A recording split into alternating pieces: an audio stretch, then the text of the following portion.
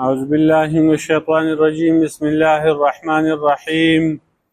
لقد من الله على المؤمنين إذ بعث فيهم رسولا من أنفسهم يتلو عليهم آياته ويزكيهم ويعلمهم الكتاب والحكمة وإن كانوا من قبل لفي ضلال مبين. رب د مخی سردار چې مخی آیت نمبر 161 کې د منافقانو اعتراض ذکر کو په پیغمبر پاک صلی الله علیه وسلم باندې. یو منافق دا خبره کړې و چې په احد کې مال د غنیمت کې یو کمبل ورک شو، نو دوی چې دا پیغمبر پاک صلی الله علیه وسلم اغسته حالته فرمایل چې پیغمبر لپاره مناسب نه دي چې هغه مال د غنیمت کې خیانت وکړي. څوک چې په مال د غنیمت کې خیانت کوي نو پر ورځ د قیامت به هغه شی بیا حاضروي او هلته به پوره بدله میراویږي. چې څوک ظالم یې ظلم یې کړی نو د هغه د ظلم بدله به میراویږي، الله پاک به هغه سزا ورکوي. نو دلته دې آیت کې فرمایي چې الله پاک خو په مؤمنانو باندې احسان کړی دی چې دا پیغمبر یې پکې راډېږلی دی. د دې خلقو مخکې څه حال و؟ دا خو ګمراه خلقو ژوندی لونه به یې ښخولې او غلا ډاکې شوکې قتل و غارت زیناګانې شرابخوري قسمه قسم ګناهونه دا په دوی کې عام وو. نو الله پاک دا پیغمبر راولېږه په دې مؤمنانو باندې احسان وکړو، بلکې په عامو خلقو باندې. پیغمبر پاک صلی الله علیه وسلم خو الله پاک د دې ټولو لپاره رالیږل دی، رحمت للعالمین دی. خو فایده چې حاصلولی شي نو هغه صرف مؤمنان دي. دلته مؤمنان ځکه خاص کړي دي، نور راغلی خو د ټولو لپاره دی، د ټولو فیدو لپاره چې هغه کافر دي او که مسلمانان دي، د ټولو لپاره رحمت دی. نو الله پاک رحم وکړو په دې ټولو باندې چې پیغمبر یې پکې راولېږه. هغه دې خلقو ته د الله آیتونه ولوسته، دا خلق پاک کړه، تزکیه یې ورله وکړه، د الله کتاب ورته ښیي، د حکمت ورته ښیي، احادیث ورته ښیي، او یقینا دوی مخکې د دې نه ګمراهانو. نو لقد من الله علی المؤمنین، په تحقیق سره احسان کړل الله پاک په مؤمنانو باندې. اذ بعث فیهم رسولا، ځکه چې ویلېږه په دوی کې پیغمبر من انفسهم، د دوی د جنس نه، یتلو علیهم آیاته، چې لولي په دوی باندې د الله آیاتونه، ویزکیهم، او دوی پاکوي، ویعلمهم الکتاب، او ښایي دوی ته کتاب، والحکمت، او احادیث سنت، وان کانوا من قبل لفی ضلال مبین، او یقینا دوی وو مخکې د دې نه خامخا په ګمراهۍ ښکاره کې، یا اگر چې وو دوی د دې نه مخکې په خامخا په ګمراهۍ ښکاره کې. نو الله احسان وکړو مسلمانانو ته خپل پیغمبر راولېږه. پیغمبر هغه محمد رسول الله صلی الله علیه وسلم دی، من انفسهم، د دوی د جنس نه دی، یعنی عربي دی او انسان دی، فرشته نه ده او پیری نه دی. نو دا عقیده ساتل پکار دی چې موږ ته چې کوم پیغمبر راغل دی دا انسان دی، نوم به ورته معلوم وي چې نوم محمد رسول الله صلی الله علیه وسلم دی، انسانانو نه عربي و. دا علم فرض عین دی په هر سړي باندې، د دې علم چې کوم دی هغه فرض عین دی، دا به ورته زده وي. اوس که یو سړی چې کوم دی په دې باندې نه خبر، یو سړی وایي چې پیغمبر راغلی دی د خلقو د هدایت لپاره، ما ته پته نشته چې هغه د انسانانو نه او که د پیریانو نه او که د فرشتو نه، نو دا خبر، دا عقیده خطا ده، دا د کفر عقیده ته وایي، کفر. په دې سړی کافر کېږي، ځکه په دې کې شیخ ولی الدین عراقي رحمت الله علیه دا هغه قول نقل کړی دی، روح المانی والا، چې هغه نه چا تپوس کړی و چې د پیغمبر پاک صلی الله علیه وسلم باره کې چاته معلومات نه وي، نه خبره چې دا پیغمبر چې کوم دی هغه انسان دی، عربي دی، په مکه کې پیدا شوی، مدینې ته هجرت کړی دی، دا خبرې ورته نه معلومې. دی مسلمان دی، کافر دی، هغوی دی کافر دی، چې د دې نه نه خبردار سړی کافر دی، د دې نه ځان خبروي. نو د پیغمبر الله را ډېږل دی په انسانانو کې د انسانانو د جنس ته، او په دې کې د خدای حکمت د نورو فرشتو نه د جناتو نه پیغمبر نه دی رالیږلی ځکه فرشتو کې مثلا جبرئیل اسلام ډېره غټه فرشته ده که هغه یې د خلقو ته پیغمبر رالیږلی وی نو جبرئیل اسلام هم نه خوراک څښاک کوي نه چې کوم دی د هغه ته یخني کېږي نه ورله ګرمي کېږي نه د هغه زوی شته نه پلار شته نه خور شته نه ترور شته نه تره شته نه څوک خپل خپلوان شته نه ورته د تکلیف او د درد احساس کېږي دغسې ټولې فرشتې دي نو هغوی به د انسانانو د احکامات چې کوم دی هغه به څنګه هغو معلوموله او څه حکم به ورته کوم یو سړی دی هغه ته پته ده انسان دی چې زه وږی کېږم او تږی کېږم نو هغه ته د دې خبرې احساس نو چې څوک وږی تږی نو د هغه سره تعاون وکړي امداد وکړي هغه د هغه لوږه تن ته ختمه کړي یو غریب دی کمزوری دی ناداره دی نو هغه سره به تعاون وکړي نو چې یو سړی د دې نه خبر نه دی فرشته ده هغه د دې نه سره خبر نه ده چې دا لوږه څه ته وایي تنده څه ته وایي نو هغه به دې خلقو ته څه حکم کوي یو کس دی هغه په دې پوهېږي احساس کولی شي چې دا یخې اوبه دي یا دا ګرمې اوبه دي یخو اوبو باندې په ژمي اودس کول دا ګران دي او په ګرمو اوبو باندې په اوړي هغه اودس کول ګران دي چې ګرمي نو هغه ته د دې خبرې احساس کېږي هغه ته خبره معلومه ده اوس فرشته ده نو هغې ته د یخې اوبو څه پته لګي او د ګرمو اوبو ته څه پته لګي د تکلیف د درد د بیمارۍ د مرګ دا فرشتې ژوندی دي دا مري هم نه دا به چې قیامت راځي جبرئیل اسلام میکائیل اسلام او اسرافیل اسلام دا به په ټولو کې آخر کې بري آخر کې به بیا د ټول د آخر کې بیا اسرائیل اسلام ملک الموت چې کوم دی هغه به ټول د آخر هغه مري او دا څلور فرشتې چې کوم دي دا به په آخر کې مري د دې ټول د دې څلور نه وروسته بیا اسرائیل اسلام چې هغه په ارواحو باندې مسلط دی هغه به مري نو هغو ته نه مر راځي نه ورته تکلیف احساس کېږي دا خو د انسانانو کار دی چې انسانانو ته انسان لاړ شي هغه پوهېږي د هغو په مزاج باندې هغه شانتې احکامات چې کوم دی هغو ته ورکړي د هغو په ښې بده باندې پوهوي نو حکمت دا دی چې انسانانو ته الله پاک انسان رالیږل دی نبی علیه السلام زوی ابراهیم رضی الله تعالی عنه د 18 میاشتو چې هغه وفات شو بیمار شو ابوالحداد نومې سړی سرار یو ځای د مدینه کې اوس مدینه کې دنده راغلی دی هغه وخت بهر و نو هلته اوسېده د هغه یو ماشوم زوی هغه وفات شو نو د هغه بیبي وویل چې زما زوی وفات شو اوس سینو کې پیشته او دا هسې ضایع کېږي نو ته لاړ شه نبي علیه السلام ته ووایه د هغه یو ماشوم زوی دی هغه دې ما له راکړي زه به یې پرورش کوم او ما سره به پی به زه ورکوم زه به یې دایمه نو هغه راغی نبي علیه السلام ته وویل نبي علیه السلام هغه خپلې بیبي ته وویل دا د ماري قبطي رضی الله تعالی عنها د هغې زوی و هغې سره مشوره وکړه وایي دا سړی راغلی دی ابوالحداد دی دا خبره کوي ته خوشحاله یې دا خپل زوی دې ورکوې هغې ویل ښه یو هغه بوته نو چې هغې هلته و نو یو څه وخت وروسته بیمار شو نو هغه سړی په منډه راغی سوال جواب وکړه نبي اسلام ته وویل چې هغه ماشوم بیمار دی ته راشه زر راشه نبي اسلام چې لاړ نو هغه د هغه سالګۍ وي بیا ونفسه یتقاقع دا ساه یې کته پورته کېده په دې مرۍ کې نبي علیه السلام چې هغه ولیده نو د نبي علیه السلام په مخ کې وفات شو نو نبي علیه السلام وژړل د دې سترګو نه اوښکې لاړې نو صحابه کرامو سره نو هغه ورته وویل د الله رسول سلم ته خو موږ منع کوي د ژړا نه او په خپله ته ژاړې نبي علیه السلام ورته وفرمایل چې دا زه ستاسو منع کوم د دې نه دې ژبې ته اشاره وکړه چې په دې ژبه باندې فریاد مه کوئ او چغې مه وباسئ د سترګو نه چې اوښکې بهیږي نو هغه د چا په اختیار کې نه وي زړه زما غمجن دی او د سترګو نه اوښکې بهیږي او ان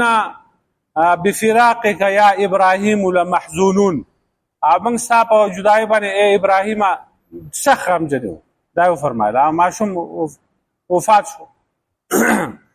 دا احساس انسان ته کېږي دا اوس فرشتي ته نه کېږي د فرشتي خو نه زوی شته نه نواسۍ شته نه پلار شته نه نسب شته نه ځان د نور نه پیدا کېږي دغسې رسب نه په چا باندې زړه خوږېږي د هغو. نو انسان والله پکار دی انسان چې هغه راشي د خلقو ته هدایت بیان کړي. نو من انفسهم یتلو علیهم آیاته، اوس هغه ډیوټي فرایض بیانوي چې د دې پیغمبر فرایض څه دي. د ټول نه اولنۍ فریضه دا ده چې یتلو علیهم آیاته، لولي په دې خلقو باندې د الله آیاتونه، قرآن به پې لولي. نو قرآن به پیغمبر ولولي، نو زده به کړي ورته. قرآن باندې ځانه پوهه ګرانه ده. په دې وخت کې یو سړی پورته شي هغه وایي چې زه په قرآن باندې ځان له پوهېږم او په دې کې احادیث ضرورت نشته، نه صحابي ته پکې ضرورت شته، نه تابعي ته، نه تبع تابعي ته. او قرآن چې دی هغه زمونږ دپاره کافي دی. بس دغه قرآن نه موږ مسلې راوباسو او ځان به پرې پوهه کوو. دا غلطه خبره ده. د قرآن هغه تفسیر معتبر دی چې هغه د نبي علیه السلام د صحابه کرامو د هغو نه نقل دي. کومې خبرې چې پکې موږ د ځانه جوړو نو دغه مردود دي، هغه نه قبلېږي. دغسې خو ډېر خلک به راپاسي هغه به ځانه تفسیر کوي. نو دغه تفسیر چې کوم دی هغه به قبول هر یو بلکې غیر دینه خلک چې کوم دی هغه هم د قرآن تفسیر نه کړی. نو هغه به موږ منو، هغه موږ نشو منلی. موږ به هغه تفسیر منو د قرآن چې هغه د نبی علیه السلام د هغې وضاحت کړی. ډېرې خبرې داسې دي چې صحابه کرام هغه ښه عربیان وو او دا عربي ورله ورتله، د هغې باوجود چې کوم دی هغو به د نبي علیه السلام نه تپوس کو. لکه قرآن کې وروستو راځي سورة نساء کې ومن یظلم نفسه یجز به، ومن یظلم نفسه یجز به که داسې یو آیات دی چې څوک ظلم کوي په خپل ظلم وکړي نو یجز به هغه ته به د دې بدله ملاویږي، د دغه ظلم بدله به ورته ملاویږي. نو ابوبکر صدیق رضی الله عنه په الفاظو باندې پوهېده د دې په معنا باندې، خو د دې هغه اصل مطلب چې په هغې باندې نه پوهېده. نبي اسلام ته راغی چې بغیر د پیغمبر نه هر سړی ظالم دی، هر سړی چې دی هغه څه څه ګناه کې مبتلا دی او ظلم کوي. نو زموږ نه خو ظلم کېږي، نو چې د دې بدله الله پاک موږ له راکوي نو موږ خو غرق شو، تباه شو. مطلب یې دا و چې د دې بدله موږ ته په قبر کې او په آخرت کې ملاویږي. په آخرت کې خو اور دی، جهنم ته به ځي. نو موږ به خدای پاک د دې په د ظلم په وجه باندې خدای دوزخ ته بوځي، نو موږ خو تباه شو. نبي علیه السلام ورته وایي د دې دغه مطلب نه دی. په دنیا کې چاته څه تکلیف پېښېږي تر دې پورې چې د ده په خپه کې هغه غنه ورننوته، نو د هغه هم د ده د ګناهونو لپاره کفاره شوه، یجز به ده ته بدله پیدا شوه. بس د ده سره په جیب کې چېرته پیسې وي، هغه پیسې ته ګډې وډې شوې یا تاوې شوې یا بل څه شی په هغې باندې دته تکلیف ورسېده، تر دې پورې چې یخني ګرمي ورته ورسي یا نور تکلیف دته په دنیا کې څه پریشاني هغه دته پېښه شوه، نو دا د ده کفاره شوه، دته بدله میلاو شوه، دی به الله پاک سره پاک صاف پیرویږي. یا نور داسې آیاتونه دي چې هغه صحابه کرام د هغې په لفظي معنا باندې پوهېده لیکن د هغې په مطلب باندې نه پوهېده. نو دې وجې نه هغو به نبي علیه السلام پسې را تپوس به یې وکړو د دې څه مطلب دی. نبي علیه السلام به هغه پوهه کړه. لکه حدیث کې راځي عایشې رضی الله عنها نبي علیه السلام فرمایي چې من نوقش عذب، چا سره چې سختي وشوه په حساب کتاب کې دله عذاب ورکړی شو. عایشې رضی الله عنها ورته وفرمایل ای د الله رسول صلی الله علیه وسلم ولې الله پاک نه فرمایي چې انسان د مسلمان سره زه حساب یسیر کوم، یحاسب حسابا یسیره، د مسلمان سړي سره به آسان حساب کتاب کېږي، او ته خو وایي چې د چا سره حساب ګران وشي نو هغه تباه شو. نو د دې ټاکراو د دې آیاتو د حدیث نبي علیه السلام د دې ټاکراو نشته. مسلمان سړی چې هغه سره حساب یسیر کېږي نو هغه بیا چیړي نه، دا ورته نه وایي چې تا دا کار ولې کړ دی، دا ورته ووایي چې تا دا کار ولې کړ دی، نو دی تباه شو، دله عذاب ورکړی شو. نور چې خدای پاک د چا سره آساني کوي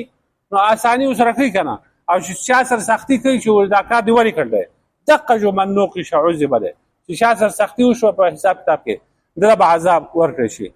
نو دا د قرآن آیتونه د قرآن تفسیر چې کوم دی دا په احادیثو سره د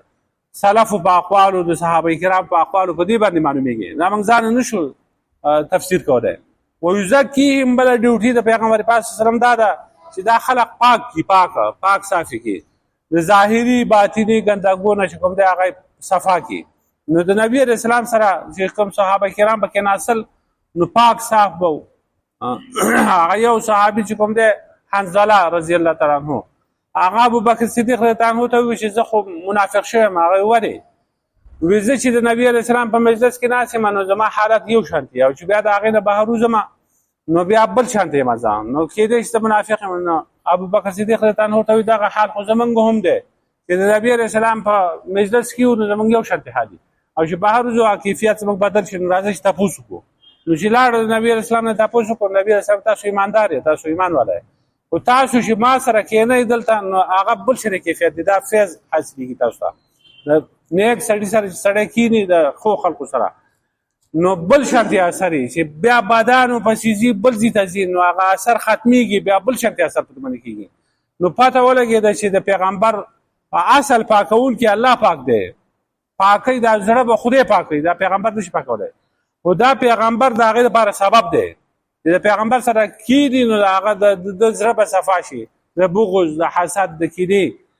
د تکبر نه د ریا نه د دې خبر نه به د زړه صفا شي ظاهري پلیتیانې ګندګیانې دا به ختم کړي دا پیغمبر د هغې لپاره سبب دی. ويعلمهم الكتاب خایدو ته کتاب والحکمت او حکمت احادیث ورته ښیي نو دا بله فریضه شوه قرآن احادیث دې خلقو ته ښیي. وان كانوا من قبل لفي ضلال مبين اگر چې د دې نه مخکې دوی وو په ګمراهۍ ښکاره کې یا یقینا وان كانوا وانهم كانوا من قبل او یقینا دوی چې وو نو دوی وو د دې نه مخکې خامخا په هغه ګمراهۍ ښکاره کې او دا وو دغه خلق عرب چې کوم د جاهلانو ګمراه خلق وو قسمه قسم ګناهونه په هغو کې موجود وو. دا لونه چې کوم دی ژوندی لونه هغه به یې راواغستې هغه به یې خښولې نو د دې نه بله ګمراهي شته چې خپله لور چې د چاره پیدا شوي هغه ژوندی خښه کړي نو د دې سړي نه بل ګمراه هیڅ دغسې ګمراه خلق وو. او لما اصابتکم مصیبتون او هر کله چې ورسېد تاسو ته مصیبت ورسېده تاسو ته مصیبت قد اصابتم مثلیها چې تاسو رسولی او د هغې دوچن نو قلتم تاسو ووې ان هذا د کوم ځای نه راغی دا مصیبت قل هو من عند انفسکما نو ته ووایه دا ستاسو د نفسونو د طرف نه دی ان الله على كل شیء قدیر یقینا الله پاک په هر څه باندې قدرت لرونکی دی. هر کله چې تاسو ته مصیبت ورسېده په احد کې حال دا دی چې د دې نه مخکې په بدر کې تاسو کافرو ته د دې دوچن هغه مصیبت رسولی و هغو ته چې کوم تکلیف رسېدلی و نو هغه زیات و د احد د مسلمانانو د تکلیف ته نو تاسو بیا ووایي چې دا د کوم ځای نه راغی ولې د خدای هغه وعده چې کوم دی هغه خدای زموږ سره د خپلې وعدې خلاف وکړو هغه امداد رانغی دا مصیبت د کوم ځای نه راغی دا څه چلو شو دا ولې نو قل هو من عند انفسکم ته وایه دا ستاسو د نفسونو طرف نه که دا مصیبت چې رسېدل دی تاسو ته نو د دې سبب چې کوم دی هغه تاسو په خپله یې که تاسو غلطي نه وی کړی نو دا مصیبت به تاسو ته نه ورسېدی هغه غلطي دا وه چې هغه صالح کسان چې کوم دی 50 کسان چې بره کېنولي نو د هغه غونډۍ نه هغه کسان راکوز شو او لږ کسان بر پاتې شو د هغه غلطۍ د وجې نه چې کوم دی هغه فتحه په شکست باندې بدله شوه او دوی ته مصیبت ورسېده دغه وه ان الله على كل شيء قدیر یقینا الله پاک په هر څه باندې قدرت لرونکی دی. وما اصابکم یوم التقى الجمعان فباذن الله هغه چې رسېدلی و تاسو ته هغه ورځ باندې چې میلاو شوې دوه ډلې د مسلمانانو د کافرو فباذن الله نو دا په حکم د الله تعالی وليعلم المؤمنین او د دې لپاره چې الله پاک ښکاره کړي مؤمنان وليعلم الذين نافقوا او د دې لپاره چې ښکاره کړي الله پاک هغه کسان چې منافقان وو وقیل لهم وویل شي دوی ته تعالوا راشئ قاتلوا فی سبیل الله وجنګېږئ د الله په لاره کې او ادفعوا یا دفاع وکړئ د خپل ځان نه قالوا لو نعلم قتالا لاتبعناکم نو دې منافقان ووي که چېرته موږ پوهه وی په جنګ باندې چې دا جنګ دی نو موږ به خامخا ستاسو تابعداري کړو خو دا جنګ نه دی دا خودکشي ده هم للکفر یومئذ اقرب منهم للایمان دا منافقان کفر ته په دغه ورځ باندې ډېر نږدې وو د دوی نه ایمان ته یقولون بافواههم دوی په خپلو خولو باندې ما لیس فی قلوبهما هغه خبرې چې د دوی په زړه کې نه وي والله اعلم بما یکتمونه الله پاک پوهه دی په هغه څه باندې چې دوی پټوله په کومه ورځ چې دوه ډلې یو بل سره مخامخ شوې چې هغه یوه ډله د مسلمانانو وه بله ډله کافر وه د قریش مکه په احد کې او په هغې کې مسلمانانو ته تکلیف ورسېده نو فباذن الله دا د الله په حکم باندې نو دا اوس په ظاهر کې دا ټکراو دی دا به دا به اوس مخکې نه د پیغمبر او د صحابه کرامو او د مفسرینو د هغو نه دا جواب مونږ کوو، ځانه مونږ دا جواب نشو کولی. مخکې وایي چې هو من عند انفسکم، دا ستاسو د نفسونو د وجې نه دا مصیبت تاسو ته ورسېده. دلته وایي فباذن الله، د الله په حکم ورسېده. مخکې وایي د ستاسو د نفس د وجې نه ورسېده، دلته وایي د خدای په اذن باندې رسېدلی. دا ټکراو شو د دواړو آیاتونو، ټکراو نشته پکې. دوی ته چې مصیبت رسېدلی او نو دوی سبب ګرځېدلي او دونه غلطي شوه، نو د سبب په اعتبار سره دوی ته نسبت وشو چې مصیبت ستاسو د وجې نه ورسېده. او چونکې د مصیبت خالق خو الله پاک دی، چې خدای چاته مصیبت نه رسوي نو هېڅوک ورته مصیبت نشي رسولی. او چې چاته الله پاک خوشحالي نه رسوي نو که تمامه دنیا راجمع شي هغه ته خوشحالي نشي رسولی. نو خالق چونکې د دغه مصیبت الله دی، فباذن الله د الله په حکم باندې دا مطلب دی. او د دې لپاره دا رسېدلی او دا تکلیفه چې خدای پاک معلوم کړي مؤمنان، کره مؤمنان معلوم کړي. معلوم مطلب دا دی چې ښکاره کړي، خدای پاک ته معلوم دي، خو د نورو خلقو ته ښکاره کړي وښیي چې دا کره مؤمنان دي، د خدای په لاره کې جنګېږي، دوی د سر قرباني هم ورکوي، د مال قرباني هم ورکوي. او منافقان ښکاره کړي، دا منافقان دي، دوی خو په ژبه باندې ډېر تیز دي، په خولې باندې چې کومې خبرې کوي نو سړی حیران پاتې شي چې دا خو کره مؤمنان دي، حالان کې په زړه کې راته ایمان د هغو نه. نو خدای پاک دغه منافقان ښکاره کړي دي خلکو ته. نو دې منافقان ته وویل چې راشئ وجنګېږئ، د الله په لاره کې جهاد وکئ، او که جنګ نه کوئ نو کم از کم خپل دفاع خو وکئ که نه، د خدای د رضا لپاره جنګ وکړئ، شهیدان شئ. نو چې شهیدان شئ یا غازیان شئ یو ثواب به ته میلاو شي. که دغه هم نه شئ کولی نو بیا خپله دفاع خو وکئ که نه، دې مسلمانانو سره نه ملګري کېږئ. دا کافر چې راله هلته احد قبضه کو نو بیا مدینه نه پرېږدي، نو بیا به دنده راننوځي. نو چې دلته راپسې راغله نو تاسو بیا نه پرېږدي، نو دا سرونه به درنه کټ کوي، نو دفاع خپله وکړئ. نو دو په جواب کې څه وویل؟ وایي که موږ ته پته وی چې دا قتال دی، جنګ دی، نو موږ به خامخا ستاسو تابعداري کړو. دا خو جنګ نه دی، دا خودکشي ده، موږ خودکشي نشو کولی. یو طرف ته چې کوم دی 200 کسان دي، بل طرف ته 3000 کسان دي، دا مخابره کېږي، د هغو د هر سړي سره اسلحه ده او دوه اوښان او اسونه، او زموږ سره چې کوم دی هغه لږ غونتې اسونه او لږ اوښان دي، او غشي او توري او نیزې د هغو په مقابله کې صفر دي، هېڅ شی هم نه دی. نو موږ ځان وژنو لیوني و چې بیا ځو احد ته او میدان جنګ ته چې ځان پرې مړه کړو، دا موږ نشو کولی، دا خودکشي ده، دا موږ نشو کولی. نو هم للکفر یومئذ اقرب منهم للایمان، دوی د کفر ته په دغه ورځ باندې ډېر نږدې دي د ایمان نه. دا اصل کې د دوی په زړه کې کفر پټ و، کفر خو په خولې یې ښکاره کو نه. او چې کله داسې ازمیښت پرې راغی، امتحان راغی، نو په هغه کې د دوی هغه کفر خلقو ته ښکاره شو، دا کافر دی. ایمان ته دوی کفر ته زیات نږدې دي د ایمان نه. نو ایمان ته چې دوی نږدې وو او کفر ته زیات نږدې وو، نو ایمان ته په دې ژبه نږدې وو او کفر ته په دې زړه کې نږدې وو. په زړه کې په کفر ته نږدې دي او په دې ژبه باندې هغه ایمان ته نږدې وو. په ژبه یې موږ مؤمنان یو، حالانکه ایمان پکې نه و، ځکه ایمان چې دی هغه تصدیق د زړه ته ویل کېږي، او تصدیق د زړه خو هغه وونه د دغه منافقانو. منافق خو وایي دې ته چې د هغه د زړه تصدیق نه وي، خو په خولې باندې وایي چې زه مسلمان یم. یقولون بافواههم ما لیس فی قلوبهم، دو به وی هغه خبره چې د دوی په خوله باندې وه خو په زړه کې نه وه. خدای پاک خبردار دی د دوی په هغه څه باندې چې دوی پټوله. الذین قالوا لاخوانهم، دا هغه کسان دي چې دوی ویل خپلو وروڼو ته وقعدوا، حال دا دی چې هغو ناسو لو اطاعونا ما قتلوا، که چېرته دوی تابعداري کړې وه زموږ نو دوی به نه وژلی شوي. نو قل فادرؤوا عن انفسکم الموت ان کنتم صادقین، نو ته ووایه دفع کوئ د خپل نفسونو نه مرګه که چېرته تاسو رښتیني یې. دوی د هغه خلقو په باره کې ووایي چې د دوی وروڼه او نسبیانه او مسلمانانه. نو دې منافقان ووایي دوی په خپله ناسو او د هغو په باره کې وایي چې که دوی زموږ خبره منلی وې دې جنګ له نه وی تللی، ما قتلو دوی به نه وژلی شوي. نو اویا کسان هسې مړه شو، هسې لاړه، او څه کسان چې کوم دی هغه اویا کسان هغه زخمیان شو او تکلیف ورته ورسېده، مصیبت ورته ورسېده. نو زموږ خبره نه مني که نه. او دا ځکه چې دوی وي د دوی هغه مشر چې عبدالله ابن ابی ابن سلوله، هغه مشوره خو دا وایي چې د دې مدینې نه بهر نه وځو. موږ مخکې دا تجربه کړله چې کله موږ د دې ځای نه وتي نو بیا دشمن په موږ غلبه کړله او چې موږ دنده یو او دشمن دلته راغلی دی نو بیا دشمن شکست خوړل دی نو بهر نه ځو. نبي علیه السلام هم په دې باندې خوشحاله مخکې واقعه تېره شوې ده. خو څه صحابه کرام ووایي چې نه زور پسې ځکه چې مخکې په بدر کې موږ نه شریک شوي اوس زور راغلی دی نو موږ به ورپسې بهر لاړ شو. نو که غازیان شجوع هم زموږ دپاره ګټه ده او که شهیدان شجوع هم زموږ دپاره فایده ده. نو د هغو په مشوره باندې هغه کسان ګڼو چې د هغو په مشوره باندې نبي علیه السلام عمل وکړو.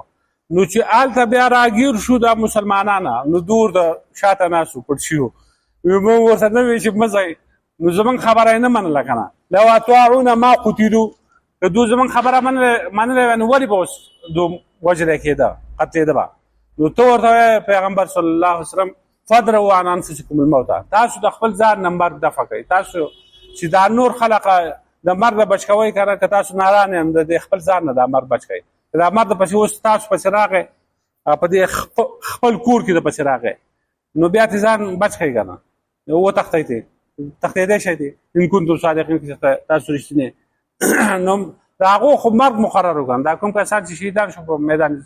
جهاد کې نو خدای پاک د هغو شهادت مقرر کړی و نو هغه د مرګ نه بچ کېده نه. او تاسو چې بر راشئ تاسو بیا څوک به تاسو بچ کړي هېڅوک هم تاسو نشي بچ کولی.